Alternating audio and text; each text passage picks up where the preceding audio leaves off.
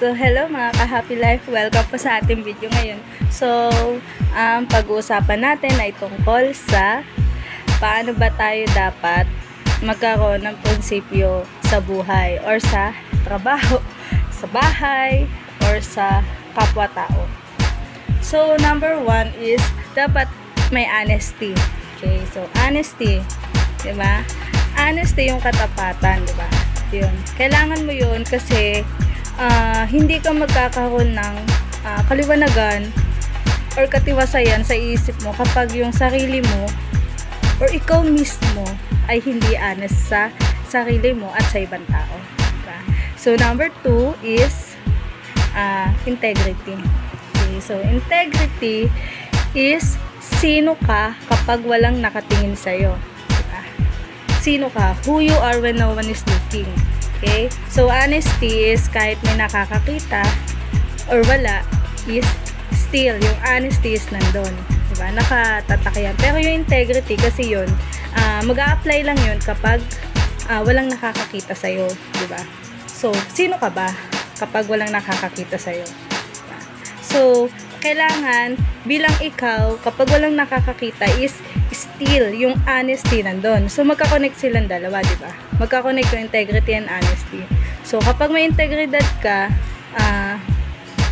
makikita ng mga tao sa paligid mo na everything is fine, everything is well, everything is good sa'yo. Okay?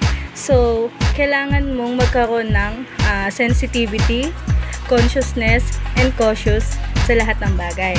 Diba? So, kapag yung integrity na to is nawala, you will never expect the trust of other people. Diba? So, ito kasi, kapag yung integrity is yung ginawa mo or in-apply mo sa buhay mo, magiging okay lahat sa'yo. So, diba? So, number three is the dignity. So, the dignity is yun yung pinangahawakan mo na parang personalidad mo, diba? Yun yung alas mo. Yes. So, yun yung alas mo, yung dignidad mo na wag mong hahayaan na marumihan yun. Wag mong hahayaan na dumihan ka na ibang tao at marumihan yun sa pamamagitan ng sarili mo. Diba? So, kailangan yung dignidad mo is malinis. Okay? So, wag mong hahayaan na itong dalawang to is mawala kasi ang dignidad, once na nawala naman to, is wala na yan. So, zero. Masisiro lahat yung tatlong yan. So, ngayon, kailangan yung dignity is hindi yan mawawala. So, sa dignity kasi, nandyan yung magkakaroon ka ng consciousness sa kapwa mo. So, magkakaroon ka halimbawa, may nakikita kang hindi maganda or meron ka nakikitang mga ginagawa ng ibang tao. Tapos, dahil nga nalaman mo na yun, binibigyan kanila ng way or sinusuhulan kanila na tumahin ka or tumikom yung bibig mo, di ba? Pero dahil nga meron kang dignidad, sa yung dignidad na yun is iniingatan mo, hindi ka magpapa-apekto sa kanila, di ba? So, yung dignidad is connected naman sa honesty, integrity, di ba? So, yung dignity is magagamit to sa pang-araw-araw mo ding buhay, especially sa kung nagtatrabaho ka, yes. Kung nasa bahay ka, yes. Kasi, ito yung may papakita mo na malinis pa sa'yo. Kumbaga, ito yung alas mo. Kasi, once na ito narumihan, kahit anong magandang ginagawa mo, kahit anong magandang sinasabi mo, kahit ano pang magandang sinishare mo sa ibang tao, lalong-lalo na yung nakakilala sa'yo, they will have tawag dito, meron silang doubt. Magkakaroon sila ng doubt na ano ba itong tao na to? Totoo pa ba yan or hindi na, diba? So, ikaw, may hirapan ka na yung dignity is makuha, diba? May hirapan ka na yung dignity mo is malinis ulit kasi nakagawa ka ng mga bagay na hindi maganda at hindi katapat-tapat sa ibang tao at sa taas. Okay? So, kailangan na itong tatlong to is connected. Pag ito is nasa iyo, your life will be good. Okay? So, everything is fine. Wala kang dapat ipag-alala.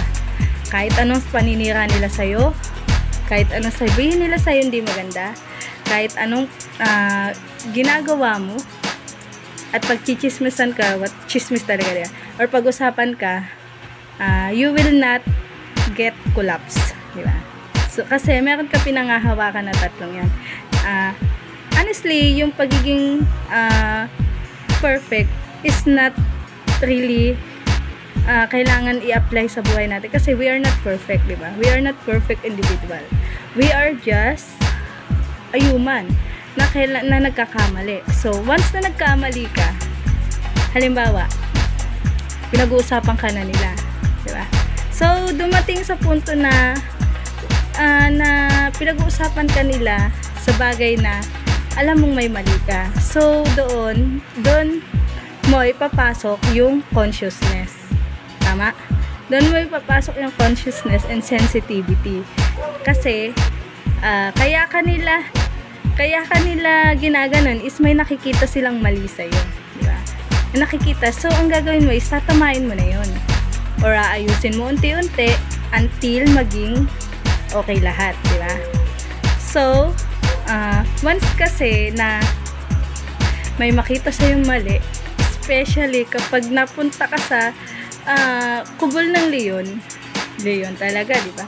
So, leon means mga mababangis na tao na they know they are perfect but they are not really conscious or hindi sila talaga wala talaga silang malay sa ginagawa mo, diba? So, ang gagawin mo is, huwag mo sisirain yung tatlong yan. Diba? You will get under attack by them. Diba? Diba? Huwag kang magiging palalo. Kapag alam mo na yung mga bagay na tama at mabuti, yun ang gawin mo.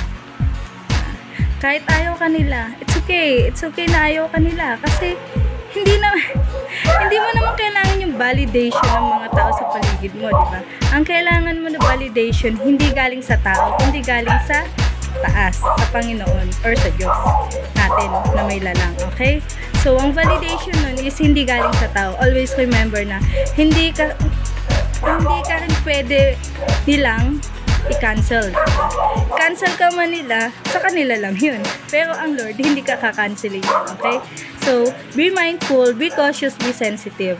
Okay? Itong tatlong to, lagi mong i-apply sa sarili mo at lagi mong suot sa sarili mo. Okay?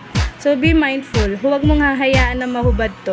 Kasi, ito na magiging way ng mga kaaway or kalaban para sirain ka. Okay? So, then, kapag may panahon, may pagkakataon, huwag mo din hahayaan na yung sarili mo ay magkaroon ng bahid ng kalokohan at kasinungalingan sa mga bagay na dapat maging totoo. Okay? So, kailangan mo itong i-improve. Siguro kung meron ka man ginagawa ngayon na hindi mo kayang maayos pa, maybe unti-untiin mo. Huwag mo siyang hahayaan na gawing way ng mga kaaway na i-attack ito sa'yo. Okay? So, yun ang kailangan natin gawin. Kailangan mong maging maayos, maging mapagmatsyag also sa mga tao sa paligid mo. Okay? Kailangan mo silang kailangan mong ingatan yung mga sinasabi mo rin. Okay? Diba? Kasi sila, dami nila eh. They are all in the circle. For example, 5 sila versus isa ka lang. So, 5 for 1, 1 for 5. So, mag-isa ka lang. Pero, kapag ang tatlong to is suot mo, yung limang to is tiklop yan. Okay? Tiklop yan. Walang anong batas or walang anong salita ang makakatalo dito. Especially kapag alam mo kung ano ang mabuting gawin. Okay? So, yun lamang po. Maraming salamat mga ka-Happy Life and see you on our next video. Thank you!